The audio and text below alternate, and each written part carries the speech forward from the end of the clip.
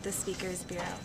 And what we do is we go to classes on campus and we talk about disability, what it is, what it means, and just answer general questions about it. The Speakers Bureau is made up of mostly, it's made up of students with disabilities and students who are what we would call disability allies.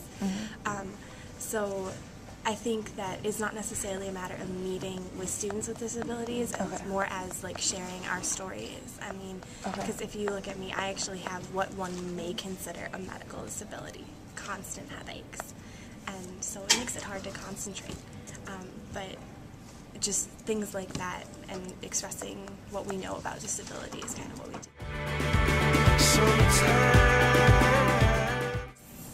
We speak to whoever wants us to speak to them. I've only done one speaking engagement for them, and that happened to be a graduate course in social work, I believe, and we just did an question-answer panel, and that's what we did. It's really as professors see fit. If they want us to come talk, we'll come talk. On that note, we also go talk to dorms and the sororities and other student groups on campus. We talk about the meanings of disability, definitions, and it's a lot of just answering questions that people have and just getting them comfortable talking about disability, which in today's society isn't necessarily something people talk about a lot, but I think is a topic that should be brought up more.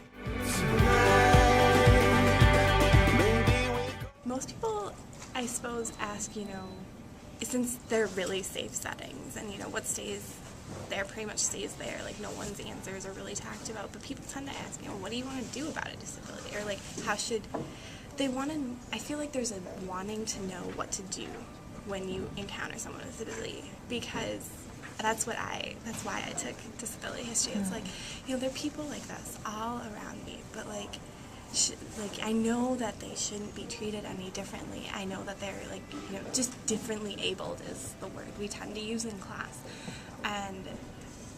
or at least focus on. And I would just say that there's an unspoken desire to know more. That's the feeling I get when I go to these things, and the McBurney Center does a wonderful job of just addressing that without really, I suppose there's really no one question that people ask, just because disability itself is it's a huge area and it's so different that I think that's maybe the better question.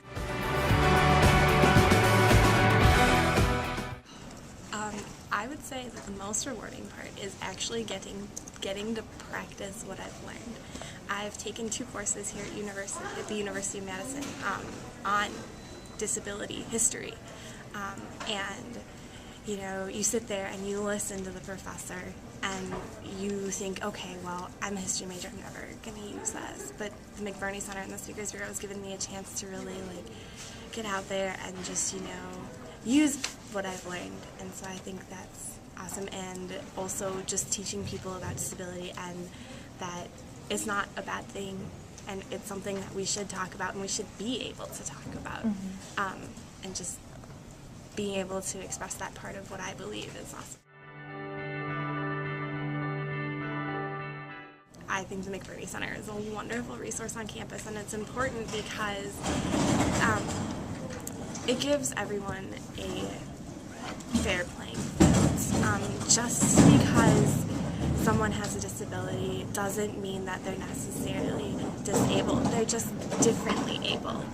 And the McBurney Center promotes the different abilities of all the students on campus in such a way that, everyone can understand what's going on and that everyone is helpful and everyone is assisted.